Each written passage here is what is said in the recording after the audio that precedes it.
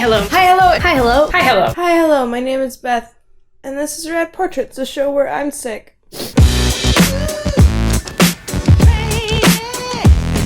Hi, hello, my name is Beth, and this is Rad Art, a show where I pick someone out of pop culture who I think is magical. Tell you why I think they're magical. And then I draw them, and I try different techniques when I can. And I'm excited for today because Kyle T. Webster just came out with a new brush pack, and it is buttery delicious. It's halftones, but with like pen pressure. Pen pressure halftones, PPHT. But before I got into that sweet, sweet PPHT, I tried to do a gouache painting and it didn't go so well. And the person who I'm drawing deserves more respect than that. You know who she is. Y'all been suggesting her for months and months and months. J.K. Rowling. I wish I had cute circle glasses, but I just have these glasses, so they're a little dirty. Let's get into it.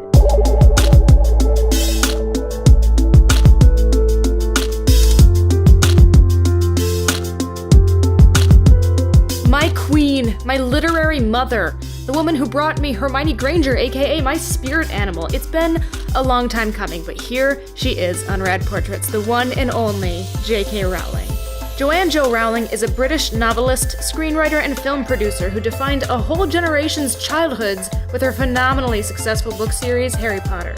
Rowling was born in 1965 and grew up in both Gloucestershire, England, and Chepstow, Gwent in southeast Wales. As a child, she was surrounded by books and describes herself as your basic common or garden bookworm, complete with the freckles and national health spectacles. She attended college at Exeter University in Exeter, England, studying in Paris for a year, and afterward worked a multitude of different jobs, including one as a researcher at Amnesty International, where she read letters sent from men and women informants who risked their lives to share their experiences under totalitarian regimes. It was in 1990 that the idea of Harry Potter was born on a delayed train from Manchester to London's King's Cross. But it was just an idea at the time. She moved to Portugal to teach English, fell in love, got married, had a daughter, got divorced, got a restraining order, and moved to Edinburgh with the first 3 chapters of The Sorcerer's Stone in her suitcase. At 28 years old, Rowling felt like a failure. A divorced single mother living off of welfare, she described herself as being poor as it is possible to be in modern Britain without being homeless. As shocking as it seems looking at her now, at that stage of her life, Rowling was diagnosed with clinical depression and considered suicide. The silver lining of her situation was that it gave her the freedom to write, and write she did. In 1997, Harry Potter and the Philosopher's Stone was published, and in a year's time between the awards and rights auctions, Rowling had over £100,000 in her pocket and was finally able to provide a stable life for both her and her daughter. Over the next decade, Rowling would go on to be named Author of the Year, and the last 4 Harry Potter books consecutively set records as the fastest-selling books in history. Harry Potter has been translated into 65 languages, 9 major motion pictures with more on the way, and has cemented itself in the heart of at least one little Detroit-born artist. Me. I'm talking about me. I'm a Ravenclaw. My Patronus is a vulture. Like, I know all the things. I love it so much. There's so much to talk about with this wonderful, wonderful woman. With the incredible success of the Harry Potter franchise, Rowling was named by Forbes as the 2nd richest female entertainer in the world. Now, she's no longer on Forbes' list. Her significant contributions to charity have knocked her net worth down from the billions, so, like, I guess that sucks? Except that it super doesn't. Rowling's philanthropic contributions to the world are great and many. In the year 2000, she started the Volant Charitable Trust, which combats poverty and social inequalities such as the ones that Rowling personally experienced in her darker days. She raises money to aid one-parent families. The books Fantastic Beasts and Where to Find Them, as well as Quidditch Through the Ages, were written for the UK anti-poverty fundraiser Comic Relief, and have raised £15.7 million for the cause. The Children's High Level Group, or Lumos, benefited from her writing the tales of Beedle the Bard to the tune of £20 million. She donates to multiple sclerosis research and treatment, as it was the illness that took her mother, and so much more. J.K. Rowling is a cut above the rest of us. Her impact on the world was and continues to be incredible, and I owe a huge part of my adolescent enjoyment to her stories. Thank you. You're a queen, and there aren't enough words.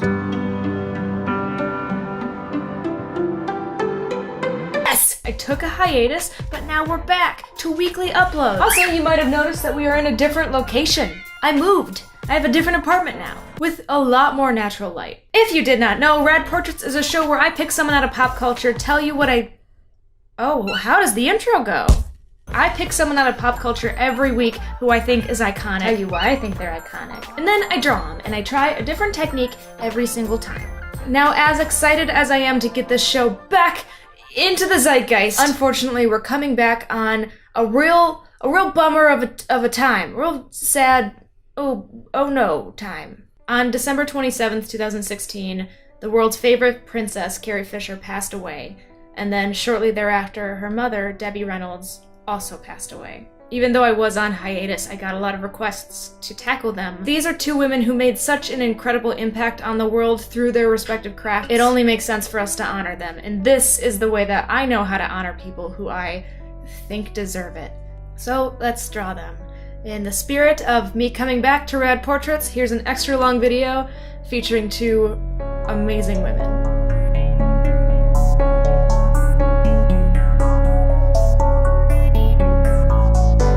Debbie Reynolds and Carrie Fisher were Hollywood royalty. A mother and daughter with a very strong bond, both made their claim to fame in the City of Stars, and what an impact they both have had. Carrie, of course, most famously played Princess Leia from the outrageously popular movie series Star Wars. Leia became one of the biggest icons in popular culture and is recognizable worldwide. She's a role model to many women as a leader who never stops fighting for what she believes in, and even goes as far as using her own chains of enslavement to destroy her abuser in Return of the Jedi. Now, this character is adored across the board for many of her characteristics, but what happens to the actress who plays the woman who would become one of the biggest sex symbols of modern culture? Fame is not an easy thing to endure, especially at the scale that Carrie has endured it, so let's get to the real person behind the buns.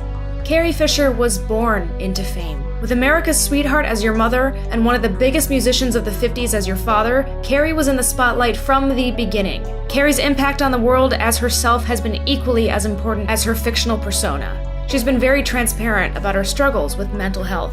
Diagnosed with manic depressive disorder, otherwise known as bipolar disorder, Carrie's name actually appears in the abnormal psychology textbook. She's literally a textbook case. In coping with her frankly bonkers life and mental disorder, she became addicted to cocaine and prescription medicine for a time, citing that Percodan would dial down her manic episodes and contain her many states of being. I remember watching her HBO special, Wishful Drinking, and it completely altered what I thought of her. I became a fan of her outspoken nature and cozy f***it sense of style. Her mania left her with an unapologetic pride, and although that comes with a slew of distress, she built herself up to be a woman who stands on her own 2 feet and isn't afraid to express herself. Carrie's mother, Debbie Reynolds, was the quintessential Hollywood darling. Born and raised in El Paso, Texas, she grew up poor but happy. Her mother once said of Debbie that God gave her brains, but he didn't put them in her head, he put them down in her ankles. After moving to Burbank, California with her family, Debbie won the Miss Burbank Beauty Contest at 16 and landed a contract with Warner Brothers and then later MGM to produce movie musicals. If you thought Emma Stone in La La Land was good, that character was an homage to the Debbie Reynolds of the 50s and cannot hold a candle to the real thing. Debbie worked constantly. Not only was she an actress, but she was also a singer, a businesswoman, film historian, and humanitarian. She fell in love and married singer Eddie Fisher in 1955 and subsequently had 2 kids by him, Todd, and you guessed it, Carrie. Unfortunately, she was unlucky in love, and in a Hollywood scandal that might have actually rivaled this past election, Eddie left her to marry her then best friend and recent widow, Elizabeth Taylor. Now, independent of her subsequent marriages and unfortunate divorce situations, Debbie went on to win a slew of awards for both her performances and her humanitarian efforts. She came up amongst the city's elite and was a living reminder of the poise and grace of old Hollywood. Where Carrie was thrilling and dangerous, Debbie was put together and optimistic. Carrie's rebellion to the perfect family image and Debbie's constant striving for it somehow still resulted in a mother-daughter relationship that, regardless of conflicting points of views, was incredibly close and loving. HBO produced a documentary about their relationship in recent years called Bright Lights. It premiered on January 7th in memoriam of them and depicts the humorous, often complex, but always loving relationship the two shared. On December 27, 2016, due to complications from a heart-related emergency, Carrie Fisher passed away at the age of 60. 1 day later, Debbie Reynolds had a stroke and joined her daughter at the age of 84. I am in awe of these 2 women. Between their dreams, their realities, and their insane careers, it's a testament to how if you have a sense of humor, you can get through anything, and a person can truly die of a broken heart. Oh, hello hello there. I didn't see you there. Yes, I did. I'm talking to a camera. Hi, hello. My name is Beth, and this is Rad Portraits, a show where I pick someone out of pop culture who I think is undescribably awesome. Tell you why I think they're undescribably awesome. And then I draw them, and I try to use a different technique every time. Guys, it's the Wednesday before America votes. It's rough. This is rough. This whole election's been rough. The path to this moment has been rough. The path after this moment will be rough. And I am scared for the future. But that's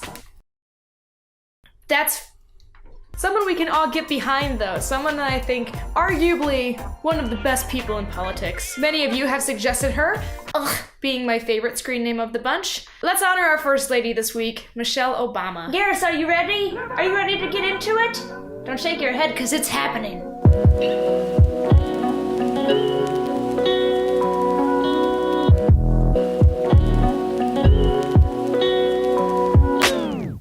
Michelle LaVaughn Robinson Obama is an American lawyer, writer, and has been the First Lady of the United States for the past 8 years. Born and raised on the south side of Chicago, Michelle grew up with a strong motivation to be a good kid and student for her father, a hardworking water pump operator who suffered from multiple sclerosis. A truly gifted student, Michelle graduated salutatorian of her magnet high school class. She holds a degree for sociology and African American studies from Princeton and went on to attend Harvard Law. Fun fact, she is one of only 3 First Ladies who holds a graduate degree. As a minority in her college's populations, Michelle Obama wondered if her education would change her identity and her values from what she had inherited from her African American parents. Would she feel like she no longer needed to serve the Black community and instead strive for high-paying positions with prestigious corporations like the rest of her classmates? Her conclusion was that she could be both brilliant and Black. After her husband's promotion, she became a symbol and an advocate of healthy living in America, launching Let's Move in 2010, a movement to solve childhood obesity by encouraging physical activity and healthy food options at schools. In 2014, she launched the Reach Higher initiative in order to promote post-high school education in young people who might not know their options. Her impact on this country has been a great one, and her speeches are legendary. One might even call them plagiarizably good. But perhaps most importantly, she's the first African American First Lady, and that fact means so much more than can be expressed here. It means so much more than I will ever be able to truly understand as a white woman. In her words, that is the story of this country. The story that has brought me to the stage tonight, the story of generations of people who felt the lash of bondage, the shame of servitude, the sting of segregation, but who kept on striving and hoping and doing what needed to be done so that today I wake up every morning in a house that was built by slaves. And I watch my daughters, 2 beautiful, intelligent, Black young women, playing with their dogs on the White House lawn.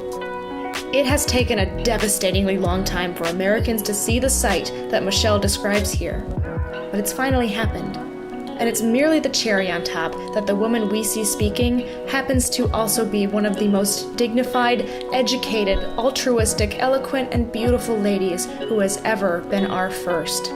We will miss you, Michelle. Truly, there may never be another quite like you.